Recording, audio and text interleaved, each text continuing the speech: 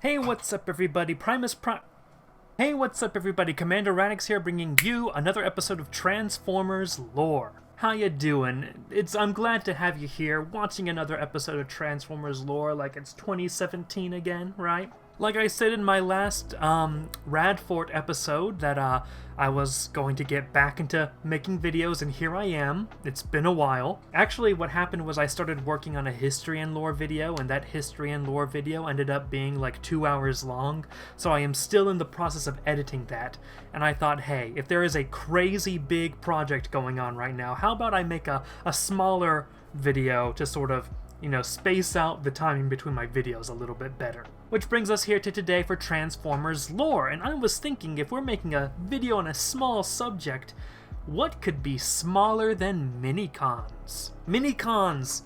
Love 'em, hate 'em, hate 'em. You know, I came into Transformers through Transformers Armada, so I have a soft spot in my heart for Minicons. Transformers Armada, where the Minicons sort of make their debut in Transformers lore in a non-retroactively way. I know, let's talk about Minicons for a second. Let's lay down the ground for Minicons. Minicons in Transformers lore, the normative way Minicons exist is that they are Cybertronians who have come into being in the image, we could say, of Micronus Prime. Normatively, all Transformers are some sort of descendant of one of the original 13. Whether that be a direct descendant through budding or through a lineage, whether that be being created in sort of the same original pattern Primus created that member of the 13 through the same method, through things like the Allspark Cube, or perhaps the Matrix or Primus himself being used by the Quintessons. Either way, whatever way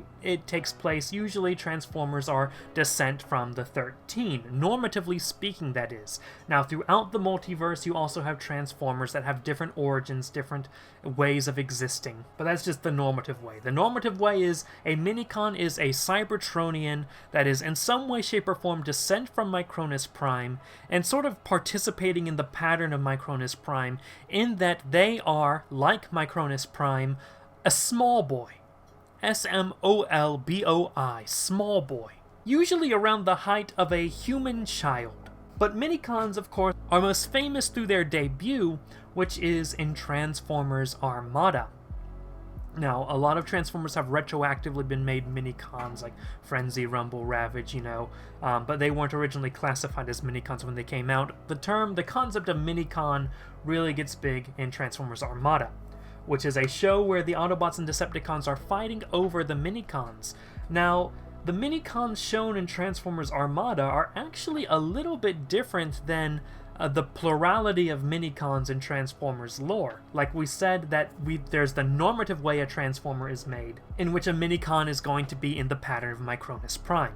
However, Minicons in the Transformers Armada cartoon, and other universes similar to it, are not actually descendants of Micronus Prime. They have their own little separate origin, separate biology even. These Minicons are not Cybertronian Minicons in the sense that they're not originally from Cybertron and they were not created by Primus. The Minicons we are introduced to in the Transformers Armada cartoon and related universes are Unicronian Minicons. What do I mean by Unicronian Minicons? Well, Unicronian means of Unicron.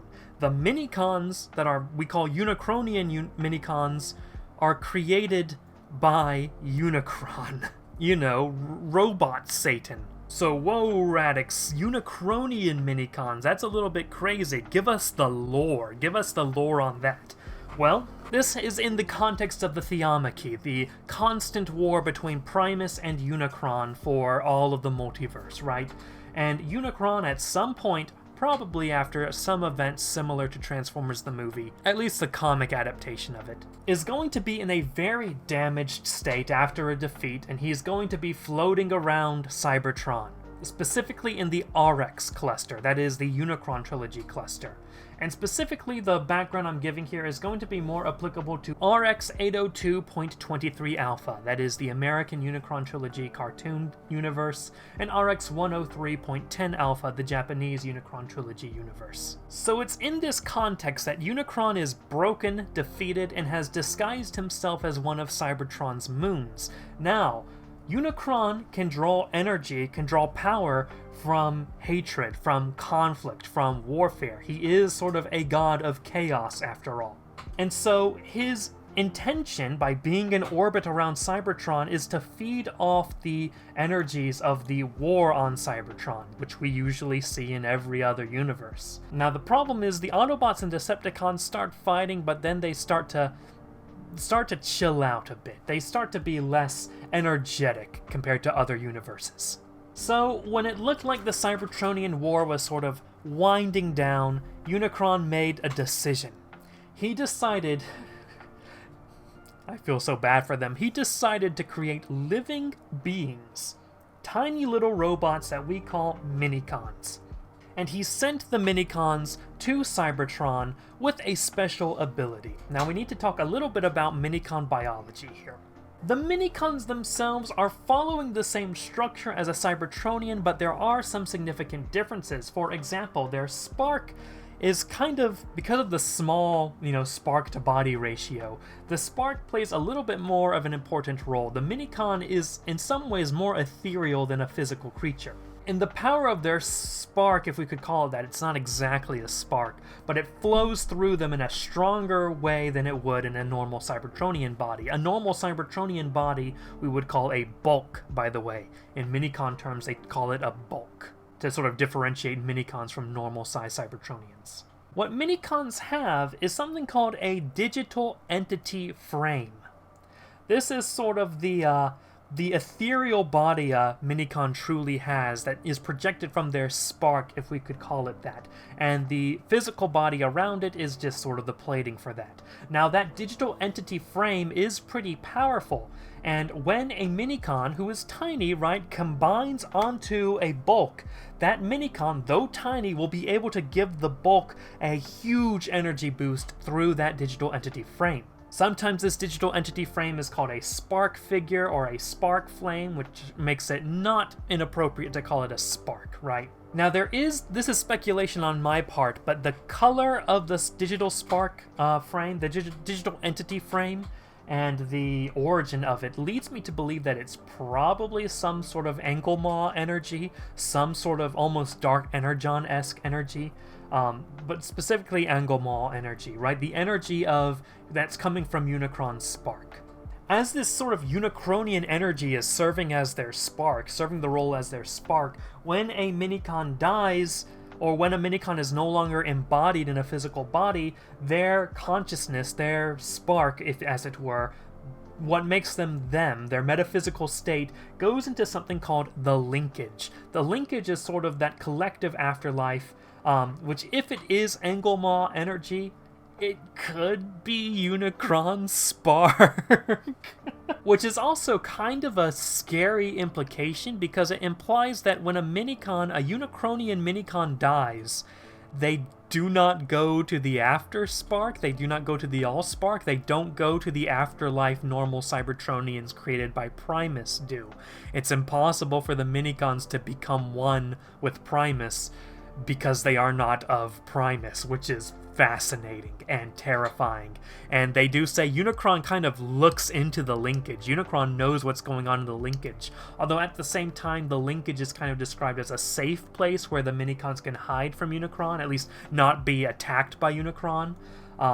But like, just imagine an afterlife where like the devil is staring at you, just sort of pacing back and forth. This ties in a little bit to the concept of the Fixer bug, which I've made a Transformers lore episode on that. Check out that video if you have not yet. But anyway, it's this digital entity frame that allows the Minicons to what is called power link with bulks. And hence, because they can be used as weapons, the Autobots and Decepticons start fighting over them, and that leads to more warfare, which Unicron is able to feed off of to rebuild himself. As mostly energy beings, they're also able to be stored in different forms besides just their physical bodies. They can be stored in Minicon storage panels, for example, which really helps with storage, especially when they're going on deep space exploration, which they do in Transformers Armada. But also, conversely, you can kind of catch them into, like, other storage devices specifically created to store Minicons, you know, kind of like Pokeballs, if you want to think of it like that. Minicons also have built into them a type of servility program. Minicons, when they were created, were basically types of slaves for Unicron at first, although they started to fight for their sentience and broke away from Unicron. During that, there was something called the Master Key, which Unicron had, that he used to sort of give the Minicons their powers. Unicron put away the Master Key when the Minicons rebelled from him, before he put them onto Cybertron, right? Eventually, the Minicons during the Unicron battles are going to get a hold of the Master Key, which is going to allow them to use their Unicronian, probably Angle Maw energy, to sort of, you know, fly around in space, combine and create huge light forms of Unicron. They're actually pretty powerful. But throughout most of the Armada War, they're going to be sort of limited in what they can do because the Master Key is still held by Unicron. Now, when a Minicon power links with a bulk, their servility program sort of kicks in, and it makes them bond with that bulk. They feel almost psychologically connected with that bulk, and once you can power link with a Minicon, that Minicon will be loyal to that bulk. This program can be defied, right? They defied the Unicron slave program, right?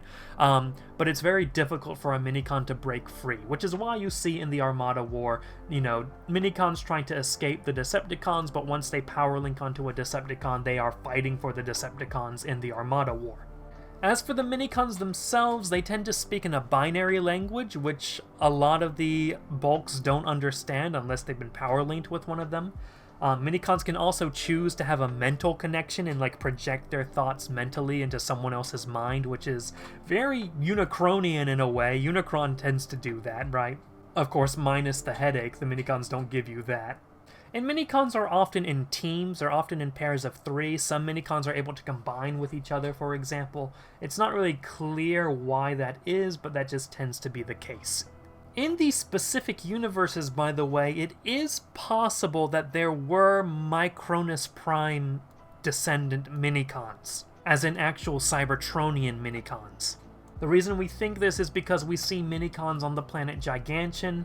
It's possible that there were Minicons before the war, in which Unicron put in the little Minicons, the Unicronian Minicons. And it's possible that when they left Cybertron to create the colony worlds, all the Minicons might have left Cybertron at that point in time. You know, they could be useful in helping things on, like, the ships, right?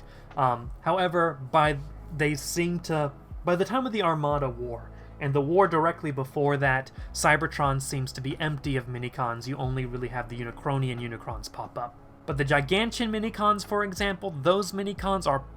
it doesn't seem to be Unicronian Minicons. Partly because the Unicronian Minicons are said to have popped into Cybertron at a much later point than when the colonists had left Cybertron. I also want to bring up the Minicons in the Dreamwave Armada comics and Energon comics. These Minicons might not be Unicronian, despite being very similar to Unicronian Minicons. However, we do not really have any direct evidence of that. Their ability to power link was reverse engineered and figured out by the Decepticons through torture and experimentation, so they weren't naturally made to power link, which suggests that the Dreamwave Minicons are not Unicronian Minicons. They can also speak normally, as opposed to the cartoon versions that speak in a binary language. So after the Armada War and the Unicron battles, we see the population of Minicons in the RX cluster, in those specific universes that I mentioned, the 2 universes I mentioned, decrease drastically. Now, they tried to set up a colony on Earth for a little bit, Minicon City, but then not long after that, they moved on to colonies on the moons and colonies on the Earth moon. But the population of Minicons still goes down, like, drastically. There's whole hordes of Minicons that can form a whole planet during the Unicron battles, but by the time when the Power Links battles, the Minicons have decreased drastically. The reason being, Heinrad of the Transtechs from, the Transtech universe and the Nexus cluster saw how much conflict the Minicons had caused indirectly through their presence in the RX cluster, and he went into the RX cluster and just basically said, hey, all Minicons of the RX cluster, you want to come to Axiom Nexus where there's no war? Come on in, it's probably better than living in the RX cluster. So you see this huge exodus of Minicons out of the RX cluster, especially in the Unicron Trilogy cartoon universes, into Axiom Nexus, into the Transtech universe. Now, the problem is, in order to be allowed to Axiom Nexus at that point in time, you needed to pass the AMBUS test. And the AMBUS test required you to speak in a way that was intelligible. Minicons from the Alpha universes, that is, Minicons, the Unicronian Minicons, who are speaking in a binary language, fail the AMBUS test and are not allowed into the Axiom Nexus. However, a lot of Minicons from the Gamma clusters, that is, from like the Dreamwave universes, when they go in, they can speak, they're allowed into the Axiom Nexus, and it's going to be a Minicon named Sprite from a Gamma universe is going to start a civil rights campaign for Minicons from the Alpha universes who only speak a binary language. And through the Gamma Minicons doing their civil rights campaign, the Axiom Nexus phases out the AMBUS test and brings in the Turtler test, which is designed to include Minicons who can not speak in an intelligible language to Bulks. But if your big question is what happened to the Minicons after Transformers Armada, where did they go? They're not that big in Energon, and besides Gigantian, they're nowhere to be seen in Gigantian and Safeguard, they're nowhere to be seen in Cybertron. They went to the Axiom Nexus. They changed universes. So there you have it. That is the lore behind the Unicronian Minicon, specifically of the Unicron Trilogy cartoon universe. I hope you learned something new. I hope, maybe you didn't know that they had left to another universe after Transformers Armada. Maybe you didn't know that they don't go to the same afterlife the other Transformers go to, and instead go to hell, basically. But regardless, I hope you enjoyed the video. I had fun making it. I hope you had fun watching it. Consider subscribing to the channel if you have not yet. Follow me on social media. All the links are in the description. Check out this channel for more Transformers lore and history and lore. Real-world history and lore. Let me know what topics you want me to cover in another Transformers lore video. Put them in the comments below. And have a great day, ladies and gentlemen. See ya!